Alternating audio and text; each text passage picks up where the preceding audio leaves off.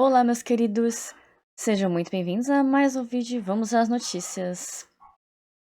Bom, as principais notícias desse dia são protagonizadas pelo caríssimo presidente Lula, né? Definindo o fim da escala 6x1, dando a entender que a cirurgia aqui em cima que ele fez foi feita no SUS, a gente sabe que foi feita, na verdade, no Sírio-Libanês, não no SUS. Ainda com dó do PCC e do CV, entre outras coisas. Então, bora lá para as notícias. Lula diz que aprovará fim da escala 6x1 para as pessoas poderem descansar. O presidente Luiz Inácio Lula da Silva voltou a afirmar que o fim da escala 6x1 será aprovado, mesmo diante da resistência do presidente do Senado, Davi Alcolumbre, em pautar a proposta. Durante o discurso da Bahia, Lula defendeu a redução da jornada de trabalho e disse que os trabalhadores precisam ter mais tempo para descansar. Ao citar avanços trabalhistas ao longo da história, o presidente lembrou a criação do salário mínimo da CLT durante o governo de Getúlio Vargas e criticou a resistência de parte do empresariado às férias remuneradas no passado. Lula também exaltou os investimentos realizados por seus governos em universidades, institucionais, federais, escolas de tempo integral e políticas de inclusão social. Seriam os mesmos investimentos que eu mostrei que foram cortados da educação durante os últimos anos? Os mesmos vídeos alegres que eu mostrei de estudantes universitários de faculdade e de estudantes universitários reclamando de falta de investimentos? Isso mesmo? Hein, querido Lulis? Querido pelos petistas, é claro, somente. Afirmando que essas iniciativas ampliaram as oportunidades para a população mais pobre. Se vocês acharem que minha voz está ruim, é porque ela está ruim mesmo, porque eu tô rouca, tá? Então, relevem. Mas pelo menos estou rouca por conta de saúde, por tosse, não por conta de cachaça, tá? Petistas. Ou melhor dizendo, como vocês gostam de linguagem neutra, petistes, né? Para quem fera para pobre. Era isso que eles pensavam. E agora nós vamos aprovar o fim da escala 6x1 para as pessoas poderem descansar. Essa rouquidão aqui é por conta da cachaça. A minha é por conta apenas de acúmulo de catarro, porque eu estive doente, né? Então o catarro não sai completamente, então acaba fazendo mal. Mas a minha voz, assim, é por conta de cachaça, tá? Petistês, já que vocês amam tanto linguagem neutra, né? E depois do Getúlio, apareceu nós. O Fernando Henrique Cardoso criou o Vale Gás. O Sarney criou o Vale Leite. Mas quem criou política de inclusão social? As mesas que eu trago vídeos aqui direto do povo reclamando, falando que falta isso, falta aquilo, esqueceram de mim, tiraram eu. É? Tá maravilhoso, não é mesmo? Os petistas que eu digam, né? Quem foi? Quem foi o governo que mais investiu em universidade nesse país? As mesas que eu trago aqui direto que os alunos estão reclamando por falta de verbas. As mesas cujas notícias eu incluí que foram cortadas verba da educação aqui, verba ali. É isso? Hein? Quem foi que mais investiu no ensino oficial? Não dá pra ficar escutando a voz desse homem, não dá.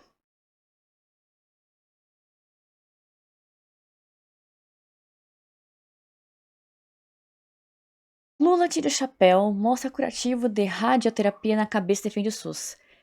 Rejeitado pela elite.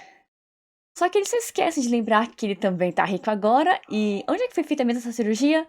É Sírio-Libanês, né? E o Sírio-Libanês é uma coisa, o SUS é outra, né, querido Lulis? O presidente Luiz Inácio Lula da Silva mostrou nesta quarta-feira, onde realizou 15 sessões de radioterapia na cabeça durante o tratamento preventivo de um câncer de pele, ao participar da inauguração do Hospital e Maternidade Regional Costa do Dendê, em Alagoinhas. Durante o discurso, o petista exibiu uma foto curativa na cabeça e afirmou que decidiu fazer o tratamento por precaução após a descoberta da doença. Ao comentar a entrega de novos equipamentos da radioterapia para o Sistema Único de Saúde, SUS, Lula voltou a defender o sistema público e criticou as avaliações negativas que, segundo ele, marcaram sua trajetória. O presidente afirmou que o SUS foi muito rejeitado pela elite brasileira, inclusive ele, né? Porque se fosse tão bom assim, ele não ia fazer questão de ir pelo SUS. É claro que, né? Afinal de contas, se você defende uma coisa, você tem que mostrar que você usa aquilo que você defende, não é verdade? Por que Lula não usa o SUS? Por quê? Porque nunca foi vista uma foto dele usando o SUS. Por quê, petistas? Por quê? Nem fotos nem vídeos. Mas é claro que isso vocês nunca vão poder responder, não é verdade? Nunca! e que a imprensa costumava destacar apenas falhas, ignorando milhões de atendimentos bem-sucedidos. Eu já trouxe muitas vezes aqui vídeos e fotos de pessoas que morreram na fila esperando na fila de atendimento ao SUS, não é verdade? Eu trouxe muitos vídeos e muitas matérias. Mas os petistas fingem que são surdos, cegos e mudos, coisa que eu realmente acho que eles sejam, viu? Porque, olha, só pela misericórdia. Vou mostrar para vocês, eu fiz uma radioterapia. Eu fiz No Sírio-Libanês. Hospital de gente rica, de gente, ó, nadando em dinheiro. Sabe quem tá nadando em dinheiro aqui? Ele, o pai dos pobres, que continua pobre enquanto ele tá ficando cada vez mais rico. 15 sessões de radioterapia. Eu detectei um câncer de pele e, por prevenção, eu resolvi fazer radioterapia. E como eu nunca mostrei a cabeça, esse dia me pegaram de surpresa e tiraram a fotografia. Eu vou mostrar para vocês agora o curativo que eu fiz. No Sírio-Libanês. Duvido algum petista vir aqui me contradizer e mostrar uma foto dele fazendo esses procedimentos no SUS. Desafio qualquer petista a fazer isso. Vamos lá, petistas, apareçam. Não tenho medo de nenhum de vocês. Vamos, apareçam. Mostre que eu estou errada, mostre que ele foi no SUS. Mostre se vocês tiverem coragem suficiente para isso. Mostre que eu duvido. Eu fiz uma radioterapia por prevenção. E depois eu fui inaugurar com Padilhas várias entregas dessas máquinas para fazer radioterapia. E eu então fiquei muito orgulhoso. Eu fiquei muito orgulhoso, porque hoje eu posso dizer, em qualquer lugar do mundo, primeiro, o orgulho que eu tenho de ter sido constituinte. Você tem tanto orgulho assim, por que não vai ser atingido do SUS? Por quê? Até hoje nenhum petista nunca conseguiu responder isso, sabia? Nunca. E para mostrar como isso é a pura verdade... Viva o SUS! Ele destrói a unidade de saúde após mãe morrer sem atendimento. Se tivesse dinheiro, eu conseguiria no Sírio-Libanês, né? Mas só quem consegue isso é o teu querido presidente. Porque amor mesmo, da sociedade, só o SUS, né? Só o SUS, né? Um vídeo que circula nas redes sociais mostra um homem revoltado destruindo parte de uma unidade de saúde após a morte da mãe que, segundo relatos publicados por perfis na internet, teria ficado sem atendimento. Nas imagens, o homem aparece em estado de forte indignação dentro da unidade, enquanto pessoas ao redor tentam conter a situação. A gravação rapidamente viralizou e gerou críticas ao atendimento público na saúde. A frase "Viva o SUS" passou a ser usada por internautas também em tom de ironia, em meio a comentários sobre demora, falta de estrutura e dificuldades enfrentadas por pacientes em unidades públicas pelo país. Até o momento não há informações oficiais sobre a cidade onde o caso ocorreu, nem manifestação detalhada da unidade de saúde ou da prefeitura responsável. Também não há informação pública confirmada sobre as circunstâncias exatas da morte da mulher. Não teve atendimento, mas é gratuito. Ah, sim. Maravilhoso, né? Ai, ai, ai. Como diz esse comentário aqui. Ou ele entrou pelo buraco dos fundos, né? Literalmente. Do homem, né? Mas em respeito ao homem, tá? Sinto muito pela perda dele. Não é nem vídeo isso aqui, mas... A atriz reclama de preços e diz gastar quase 2 mil em passeio no shopping. Por aqui tá difícil. Se ela, que é petista, voltou na vida, está achando difícil e tá com dinheiro, imagina a população que não tem dinheiro. Imagina a população que não tem dinheiro, imagina eles. A atriz Camila Rodrigues usou as redes sociais para reclamar da alta dos preços de produtos e serviços após afirmar que gastou quase 2 mil durante o passeio em família em um shopping. No vídeo, ela cita despesas com cinema, almoço, roupas, perfume e corte de cabelo, além de questionar o aumento do custo de vida. Segundo a atriz, apenas a ida ao cinema custou cerca de R$ 240, enquanto uma saída considerada rápida terminou com um gasto de quase 2 mil. Ela também criticou os preços de roupas em lojas de departamento, reclamou da qualidade de algumas peças e afirmou gastar entre 400 e 600 por semana com compras de mercado feitas por aplicativo. E aí, como é que vocês estão sobrevivendo? Porque aqui o negócio tá difícil. Se ela, que ganha bem, tem dinheiro, tá reclamando, imagina a população que não ganha bem e não tem dinheiro. Hein? Hein? Bora falar sobre esses preços absurdos? Gente, o que é isso? Sexta-feira a gente foi no cinema. Eu, Bernardo e Vicky. A gente gastou R$ 240, tá? pipoquinha, refrigerante e os ingressos. Que é? R$ 240? Tá bom, 40, o Vic comprou aquele copo do Toy Story, era necessário? Não era, mas era bem fofo. Enfim, ele comprou, então R$ 40 aí foi pra qualquer lugar. Hoje a gente saiu pra almoçar no shopping, Bernardo foi cortar o cabelo, R$ 80 Bernardo, 80 Vic passou na Renner. Renner, C&A e Riachuelo tá achando que é o quê? Zara agora, né? Tá achando que eu nunca mais entrei nem na Zara, porque se uma C&A Riachuelo, Nunca entrei na Zara, nem sei como é que é. Faço nem ideia. como que é o nome? Moletom, calça de moletom, custa R$ 240. Que é isso, gente? Gente, é só um moletom, tá? Só um fazendo aqui, moletom. Uma blusa que eu vi que comprou lá, R$ 80. Comprei um dia desses lá na reserva, R$ 100 uma camisa. Gente, calma, tá? Comprei um blazer acho que era Renner.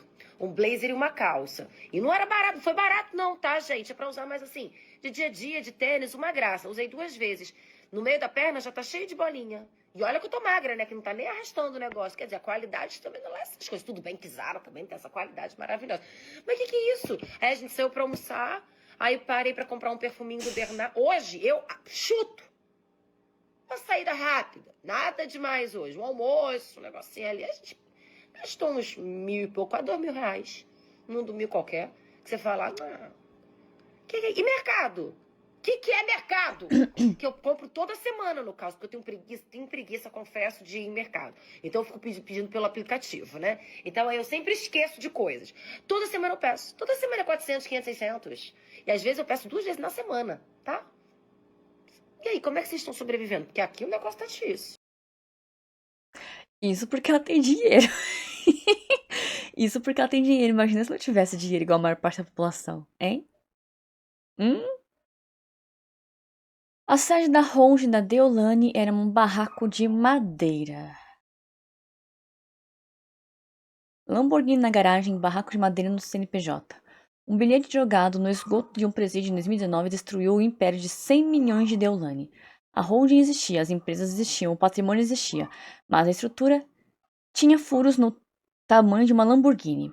Sede da holding, barraco de madeira no interior paulista. Casa popular da CDHU ligada a dezenas de CNPJs. O único computador responsável por 2.444 empresas. Depósitos fracionados, 3 deles em menos de 2 minutos. 357 milhões bloqueados pela justiça. Isso tem um nome jurídico. Desconsideração da personalidade jurídica. O escudo cai. O Estado vai direto nos bens pessoais. Al Capone prendeu isso em 1931. 95 anos depois, mesma lógica, diferente só o barraco. Holding mal construída não protege, ela acusa. Deolane nega todas as acusações, não possui coordenação transitada em julgado. A sede de uma das empresas de Deolane era um barraco de madeira. Em Santo Anastácio, interior paulista, o endereço declarado na Receita Federal era uma simples casa de madeira, sem estrutura comercial nenhuma, com mais de 10 CNPJs registrados no mesmo local. E mais, um único contador, uma pessoa só, ligado a mais de 2.400 empresas diferentes. Do outro lado, uma mansão de 1.700 metros quadrados em Alphaville, uma Porsche 911, Lamborghini Urus, imóvel em Orlando. A história começou lá em 2019, com um bilhete no esgoto de um presídio. O detento cigano da Penitenciária 2 de Presidente Venceslau tentou se livrar de manuscritos criminosos. A polícia os recuperou e leu planos de atentado, tráfico e outros planos. Entre eles, a menção de uma misteriosa mulher da transportadora. 7 anos depois, esse bilhete chegou até Deolane. Num celular esquecido por um operador financeiro em 2021, a polícia encontrou comprovantes de depósito para as contas de Deolane. Os envolvidos tentavam esconder o nome dela. Escreviam Del, Beze nas mensagens. Os depósitos vinham sempre fracionados, abaixo de R$ 10.000. Mas num registro, 3 depósitos seguidos em menos de 2 minutos. Isso tem nome, smurfing. É uma técnica clássica de lavagem de capitais. Quando um juiz encontra incompatibilidade entre o patrimônio declarado e a movimentação financeira real, ele pode aplicar a desconsideração da personalidade jurídica, consubstanciada no artigo 50 do Código Civil. O escudo cai e o Estado vai direto nos bens pessoais do sócio. Al Capone aprendeu isso em 1931, condenado não pelos crimes, mas por sonegação fiscal. 95 anos depois, a mesma lógica talvez se repita. Deolane nega todas as acusações e não possui condenação transitada em julgado. Mas com 357 milhões bloqueados e o nome na mesma lista que Marcola, a justiça vai ter muito o que perguntar. Eu sou Lorenzo Perini, especialista em direito tributário, e aqui eu te mostro como fortunas são construídas, protegidas e destruídas. Pois é. Passagens aéreas disparam e jornalistas ficam em choque. Só eles mesmo, né? A gente sabia a porcaria que acontecesse se esse governo fosse eleito, né? Com novidades. Olha só, viajar de avião ficou mais caro com o valor do combustível lá nas alturas. Na média, o preço das passagens aéreas aqui no Brasil está passando dos R$ 632. Aliás, para achar passagem na casa dos 600 é bem difícil, viu? Natália Lauxen volta aqui para o Novo Dia para trazer mais detalhes para a gente. Aliás, Natália trazendo só alturas, né? Valores que estão aumentando. Acho que eu não consegui deixar aquele vídeo da Daniela Lima não, né? Falando que os aeroportos vão ficar lotados, que as pessoas iam voltar a viajar pra fora, que a Disney ia ficar lotada, coisas assim, né? Acho que ninguém conseguia achar esse vídeo não, né? Difícil, né? Eu não sei você, Natália, mas às vezes quando a gente vai naqueles buscadores ali de passagens, eu nunca acho uma passagem na casa dos 500, 600 reais, tudo acima de R$ 1.000. Exatamente, Renan, eu também. Eu já fiz essas buscas aí, não consegui encontrar nada nessa faixa de preço. E tô trazendo só questões de aumento aqui, de reajuste. Depois a gente tem mais um assunto ainda pela frente, porque olha só, em relação às passagens aéreas, um aumento então de 11,2% em relação ao mesmo período do ano passado, segundo a própria Agência Nacional de Aviação, a ANAC. E o principal motivo para essa alta, conforme a ANAC, é o aumento do preço do querosene de aviação, que é o combustível usado pelas aeronaves. Esse querosene de aviação, ele é responsável por cerca de 46% dos custos operacionais. Já reparou em todas as notícias que eu trago aqui sobre o governo, sobre aquilo? É sempre notícia de aumento de imposto, de aumento de preço disso, daquilo, o tempo todo, a cada vídeo, basicamente. Sempre notícias de aumento de alguma coisa, de escândalo de alguma coisa, é impressionante. Quer dizer, a mim não me impressiona, né? Porque eu não esperava uma coisa diferente. Depois de 16, quase 20 anos de governo Lula, eu não esperava uma coisa diferente. Aliás, Lula não, né? PT no geral. Mas enfim, né? Os petistas se fazem de burros. Aliás, se fazem não, né? Eles são. Esse aumento no preço fez com que o valor médio das passagens chegasse aí a R$ 362,53 em maio deste ano. Cerca de 11%, então, a mais do que o mesmo mês em 2025. Só entre fevereiro e maio desse ano, o combustível teve esse aumento aí de 87,3%. Esse é o valor médio pago pelos passageiros, esse valor que a gente cita, inclusive tem um... Com novidade. Passageiros com dinheiro, né? Porque a maior parte da população aqui nunca viajou, vai contar por enquanto sem viajar de avião, né? Tão cedo. Esse cara, conhecido como maníaco de não sei aonde lá, tá solto e ele pode ceifar a vida de qualquer mulher, até mesmo criança. E olha que eu não sou muito fã desse cara aqui não, tá? Mas vamos ver esse vídeo aqui. Visto 3 mulheres, matou várias delas, 10 pessoas, incluindo várias mulheres, uma criança e até um bebê. Esse sujeito acaba de ser solto pela Justiça do Distrito Federal, muito por causa de uma resolução do CNJ que mandou acabar com os hospitais psiquiátricos de custódia. Uma luta minha já de 3 anos. O que eu vinha alertando está acontecendo agora. Eu falei que os criminosos mais atrozes do país seriam soltos, eu falei que a gente viveria um caos, e agora esse sujeito que já matou a mulher, matou a filha da mulher, matou outras várias mulheres, 3 mulheres, está solto. Detalhe, a mulher dele estava grávida, ele deu pauladas nela até ela partir para o mundo espiritual, se é que vocês me entendem. Ele colocou um saco na cabeça da enteada dele, eu não sei se ele também mandou ela para o além, mas ele conseguiu sufocar a garota de 5 anos, a enteada. E ele ceifou vidas e abusou de corpos alheios de várias mulheres diferentes. Mas é claro que a justiça está com dó dele, né?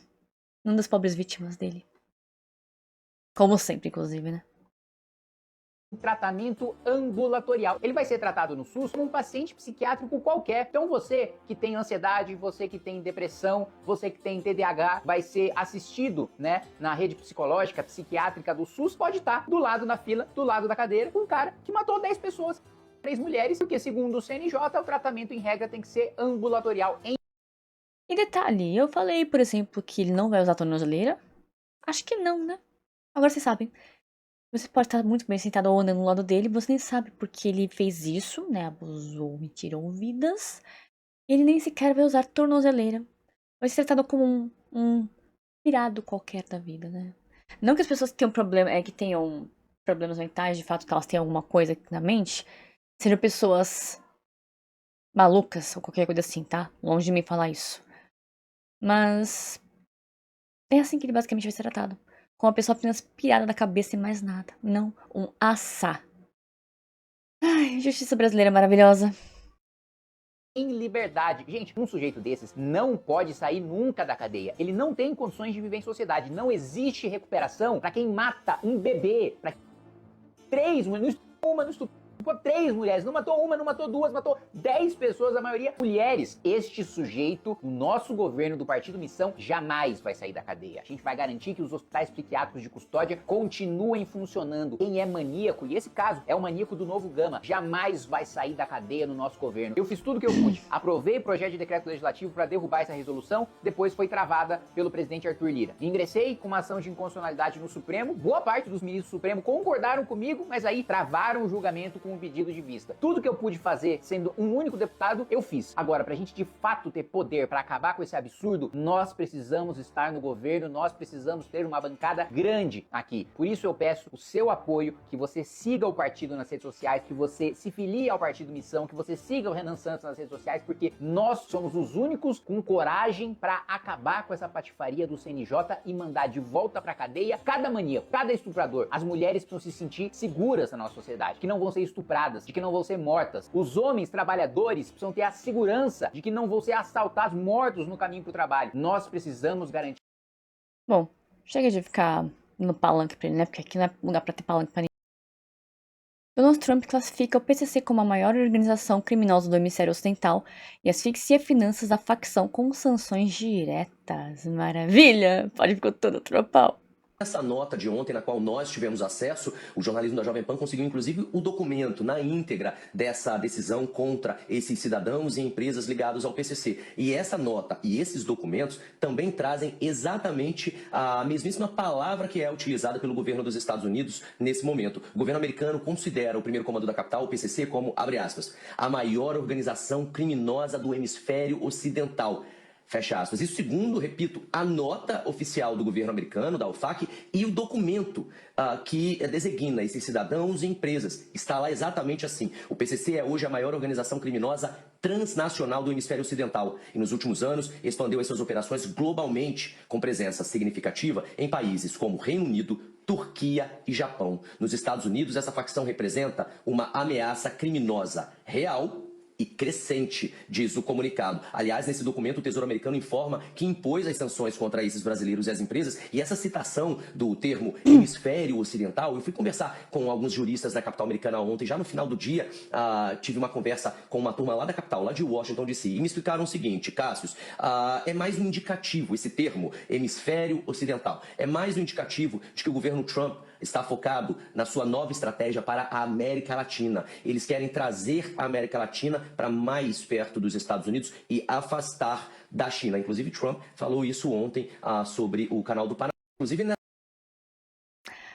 Lula deve estar nesse momento tirando em posição fetal com isso, né? Transposição do Rio São Francisco. Lula foi ao Rio Grande do Norte para inaugurar o túnel Major Salles no ramal do Apote, dentro do projeto de transposição do Rio São Francisco. Mas a cena planejada pelo governo não aconteceu. A água que era esperada para chegar durante a cerimônia não apareceu. No próprio discurso, Lula admitiu que houve um erro de cálculo no cronograma da obra e disse que esperava estar no local para vir a água entrar no túnel. Ele falou túnel, né? Ok. Nós vamos daqui a pouco ver as palavras dele, inclusive. A nova previsão é informada pela empresa responsável de que a água chegue durante a madrugada desta sexta-feira, ou seja, para chegar na madrugada de hoje, né? O episódio expõe o contraste entre o palanque e a realidade. O governo preparou a cerimônia, mobilizou autoridades, fez discurso, tentou vender a entrega. Mas o principal símbolo do evento ainda não tinha chegado, a água. No fim, ficou a imagem de uma inauguração sem água. Ok, vamos ver agora o vídeo dele falando. Um erro de cálculo, como está aqui, para receber a água. E houve um erro de cálculo, e esse erro de cálculo fez com que eu chegasse aqui e a água ainda não chegou. Mas eu já passei por ela ali no caminho de helicóptero. Eu vi que ela está vindo. E esse senhor aqui, muito honestamente, pediu desculpas a mim, porque tinha feito o cálculo errado da chegada da água. Mas ele está dizendo que a água vai chegar à meia-noite. Então eu queria dizer ao meu prefeito, o povo do Nordeste faz tanta festa, o povo do Nordeste faz tanta procissão, reza tanto para São José, que você poderia, prefeito, hoje, convocar o seu povo para meia-noite, ficar na beira daquele túnel, vendo a água chegar aqui na sua cidade. E que você seja o primeiro a colocar a mão na água do seu lado e lavar o rosto e a cabeça. Mas ele fala para túnel. E eu queria que você filmasse isso, porque eu quero receber esse filme da água chegando aqui. E o nosso empresário disse que à meia-noite vai chegar. Ok. Vocês querem ver o lugar agora por onde a água deveria ter passado? A matéria fala túnel. Túnel. Vocês querem ver que túnel que é esse? Vou mostrar pra vocês. Vamos ver as palavras do Lula novamente. Cadê o dono da empresa que fez esse túnel? Vocês viram o Lula falar túnel, né? Túnel. Esse aqui foi o túnel que foi construído. Vocês vão ver agora a imagem.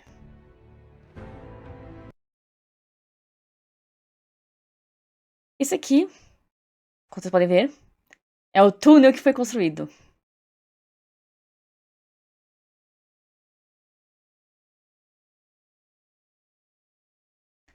Vocês estão vendo o túnel que foi construído, né? É o túnel.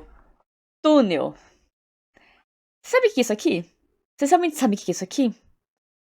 Quando minha família tem isso aqui, as pessoas trabalham, eu vou explicar pra vocês o que é isso aqui. Caso vocês não saibam, vocês sejam muito leigos. Não tô tentando tirar salvo da cara de vocês. É a carreta de um caminhão vazia. É isso, o túnel. Uma carreta vazia de um caminhão. Somente isso. O túnel que foi construído. Foi gasto milhões pra fazer isso aqui. Milhões pra fazer isso aqui. E aí, petistas? Cadê o elogio de vocês? Cadê?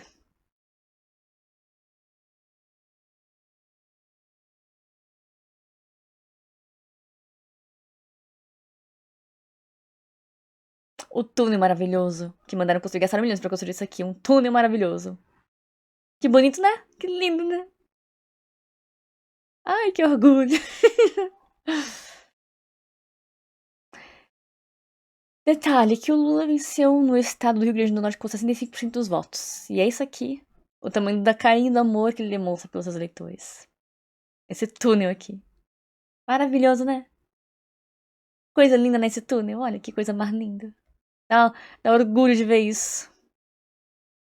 Dá orgulho de ver isso. Então, meus queridos, o que vocês acharam dessas matérias, dessas notícias? Deixe sua opinião aqui abaixo nos comentários e não se esqueça. Curta esse vídeo, compartilhe esse vídeo aqui nas suas redes sociais. Inscreva-se aqui no canal caso você não seja inscrito e ative as notificações para receber mais vídeos como esse aqui. Obrigada por você ver esse vídeo aqui até o final. Fique com Deus e até o próximo vídeo, se assim o Senhor me permitir.